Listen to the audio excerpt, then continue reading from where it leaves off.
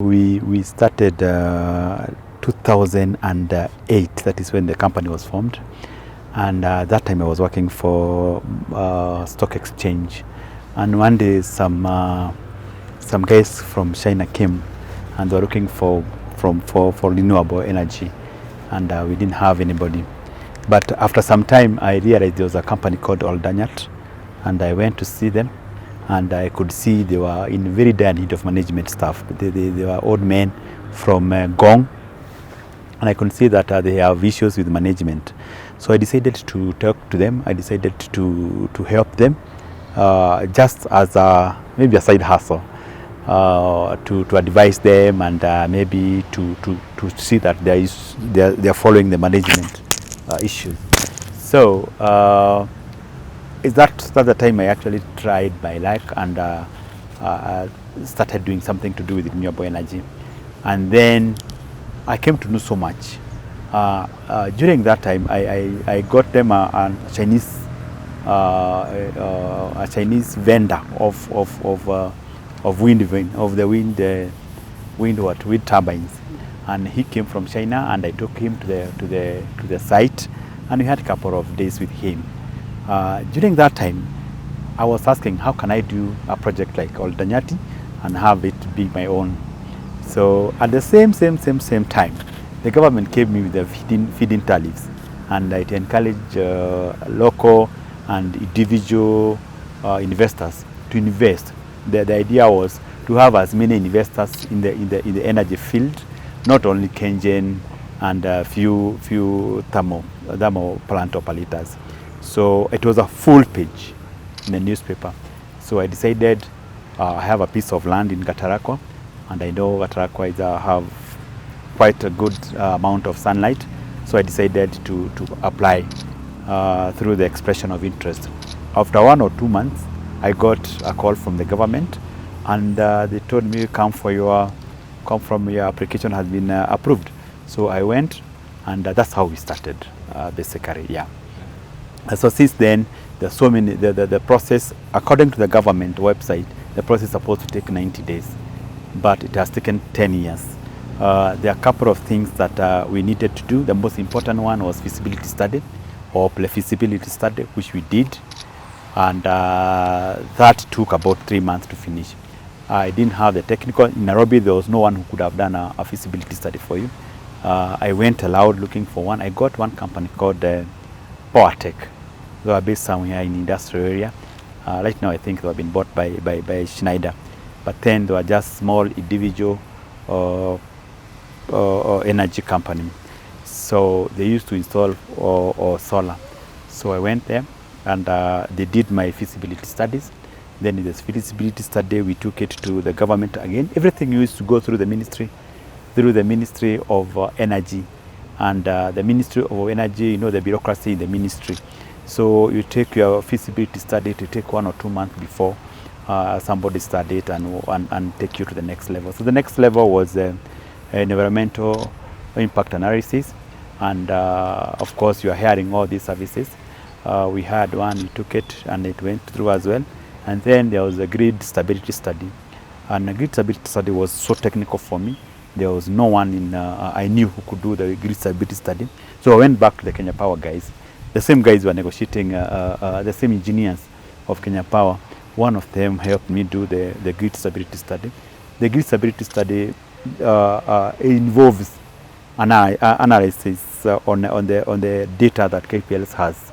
So if you don't work for Kenya Power, it will be very difficult to get the data. So one of the Kenya Power guy did for me, and then we took it to the government again, and we got now the permission to go and negotiate the PPA. Now, again, PPA is so technical. In fact, when I went there for the first time, I thought you were going to negotiate for Tariff. And the very first thing I was told is that here we do not negotiate tariffs. The tariffs are set by the ministry.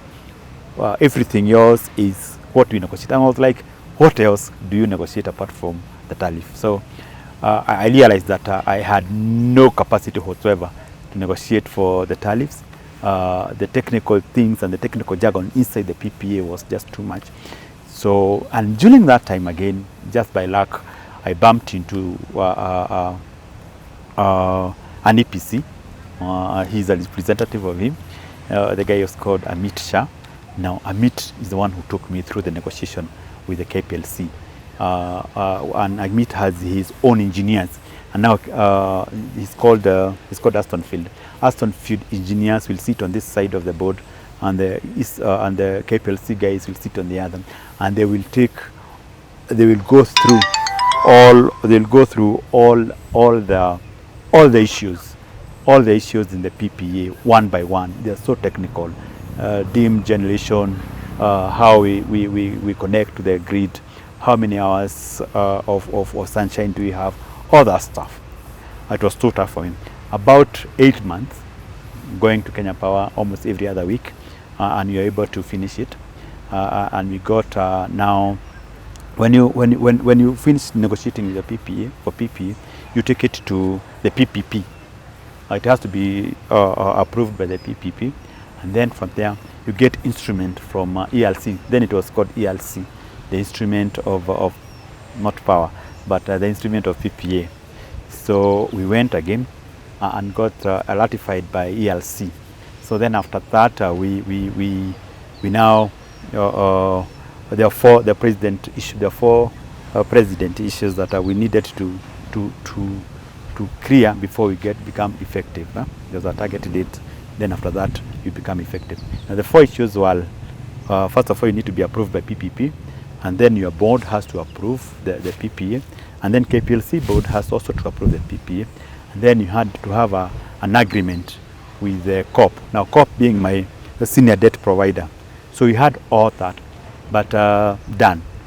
You only had one issue that was not completed on time, which was the agreement between Cooperative Bank and Kenya Power. Now that agreement ensures that Cooperative Bank is paid before I get paid, because of the debt, of the senior debt. So that took a bit of time, because also Cooperative Bank, this was a very new thing to them. They have been doing PPAs, but most of them were hydro and maybe geothermal. They've never done a solar PPA, so they were starting to be taken to the credit department, and it will take so long. So yeah, so that's where we went, and during that time now, there was now the issue of COVID. But before the COVID, we also got the generation license as one of the president issues that we needed to do. So we got everything. We have got the license, we've got PPP ratification, we got now the senior debt, and we had also secured equity providers. So we had everything. Now, just when you're going to do the construction, and now even you have an EPC. EPC is engineering, procurement, and construction. So everything is in one. And so when we went and now procured stuff from China, from Germany, transformer came from Tanzania. The steel, you saw the steel, the steel work. The structures came from India, and then you have copper cables from Nairobi, and now the labor from the local labor. So then that is the time the COVID struck. We're in high seas, and there's those delays. And now we were being delayed by the agreement between Kenya Power and Cooperative Bank, and now this is another issue that is delaying the construction. We went to ELC then, and got an extension, because we knew that we were not going to finish on time. So we went to ELC. We got an extension up to 31st December 2020. So we thought we were good, and we were good to go. But then we've already procured, everything is coming in. So when we went to Kenya Power said we have already lapsed, and the extension that we have from ELC is not binding, because them as a third ELC, they said ELC in this case is a third party. The extension was supposed to come from KPLC. Okay, so we went to them for negotiation. They said no, look, already you have lapsed, and if you're coming to you again, it will be a totally new PPA. So that has been the issue. We had to go on construction because the equipment have already arrived, and we have never come to any discussion whatsoever with KPLC regarding the effectiveness of the PPA. But in between, after the COVID, of course, the task force came in. Again, that time KPLC was having issues in terms of profitability. They had issues with the cash flows, so they're almost going down. I don't want to say that, but the government, to save KPLC, came with the issue of task force, and they thought that the biggest problem is IPP, who are charging so much. The thermal IPP, you all know them, and the politics that went into being. And then the COVID suppressed demand, so KPLC had a lot of supply, no one to sell to, because the industries had been closed, activities had gone so down, and the demand for electricity was not as much. So it is now during this time that we are finding ourselves trying to negotiate with KPLC, which already has a moratorium not to engage in any PPA discussion from the ministry. And then the president came with the former president came with the the presidential task force that was headed by John Gumi. And again, it takes so long. And I think one of the idea or the main aim of those task force was just to keep us moving around and nothing coming into being. So from that task force, we went to another one, which was called the reasoning, as I had said on the side. The reasoning was just reasoning. You go into 2 or 3 sessions, and guys are not talking to you. You're just outpouring and venting, and they're not saying it is good or it's bad or whatever. So at the end of the day, they gave us a counter tariff of 4.85, which was very low, according to a mathematics, according to our economics of the project, which is based on 12 cents, as it was on feed-in tariffs, Act of 2012. It was 12 cents, 12 cents US cents per kilowatt hour.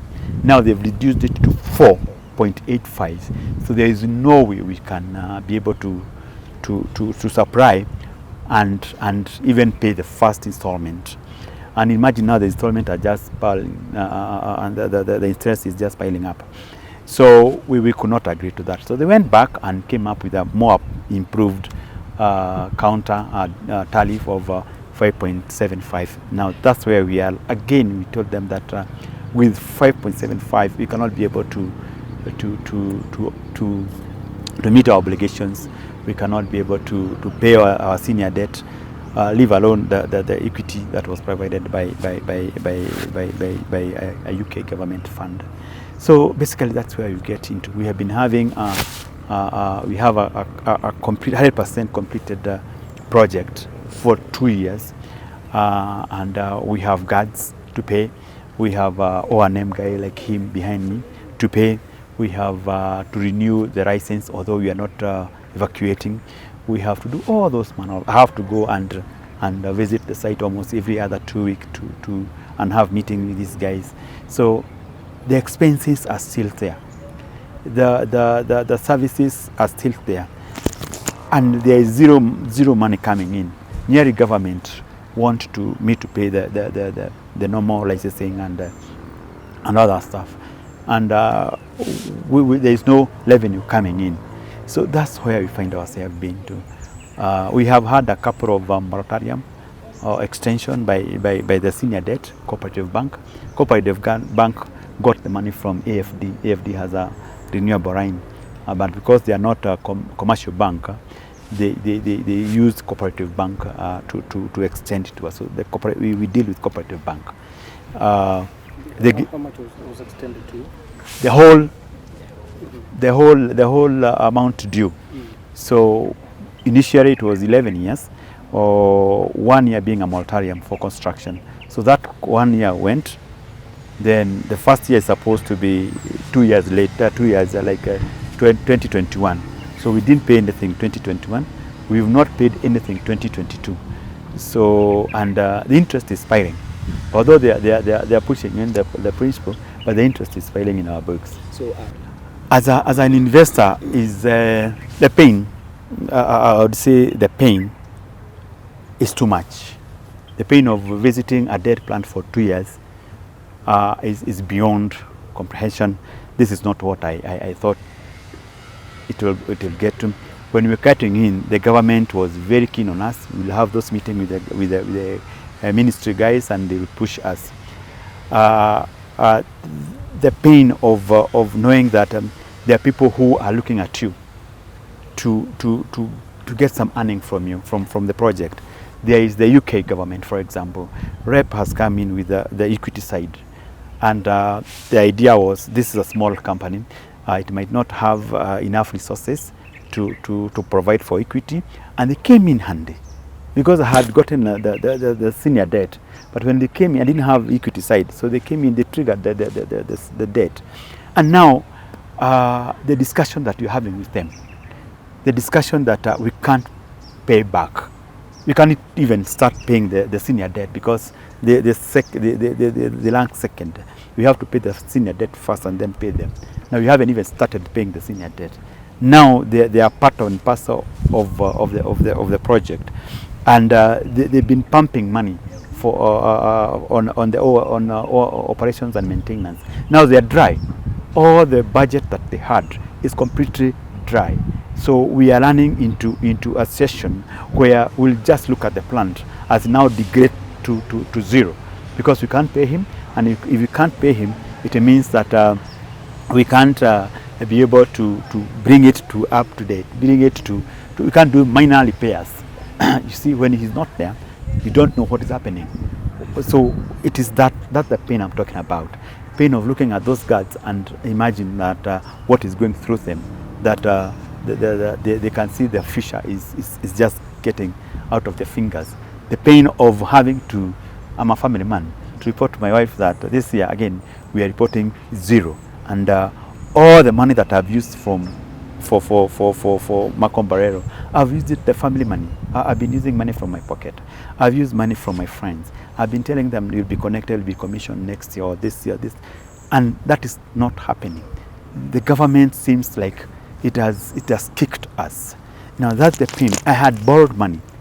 I had borrowed money or projecting that at a certain time I'll be commissioned and my cash flows will improve. Right now, I can show you that my land is being auctioned, and it was in the newspaper. I don't know when. It was in one of the newspaper. That land, the land is demarcated into three.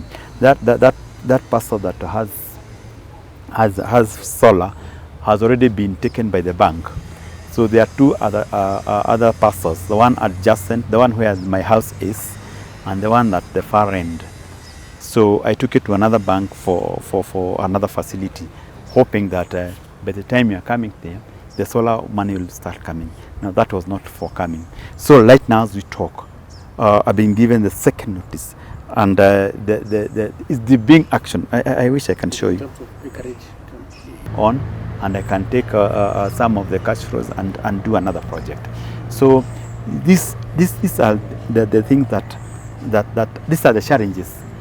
These are the challenges that I cannot wake up and say being an entrepreneur in this country is a good thing, because it's like everything is conspiring to bring me down, to kick me out of for the last 10 years, 10 good years. Even today, I've never received any revenue from Macombarero, and here we're being told that being an entrepreneur is a good thing in this country. I have brought with me pain to my equity provider. Every time I go to cooperative bank, you can imagine the kind of discussions that we have. They are not nice discussions. They are talking about selling my land. They are talking about dismantling the whole thing and selling it as a salvage. I have personal guarantee on the project. Now, if after cooperative bank salvage the project, they'll come to me. They'll throw me in jail. I mean, that's basically what will happen. So those are the challenges that you're like, was it a good thing? Will they ever? What did I do wrong? Why am I paying all this pain for? Those are the challenges, and you are like, in lifetime, maybe you can only do one project. If one project can take 10 years, then that is my prime time. And I think in this country you cannot engage and now can't go to look for funds maybe outside again in the country. I'm being marked.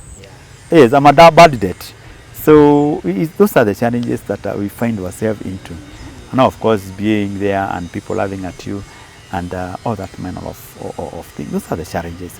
I went through the challenges that I thought would be huge challenges, like looking for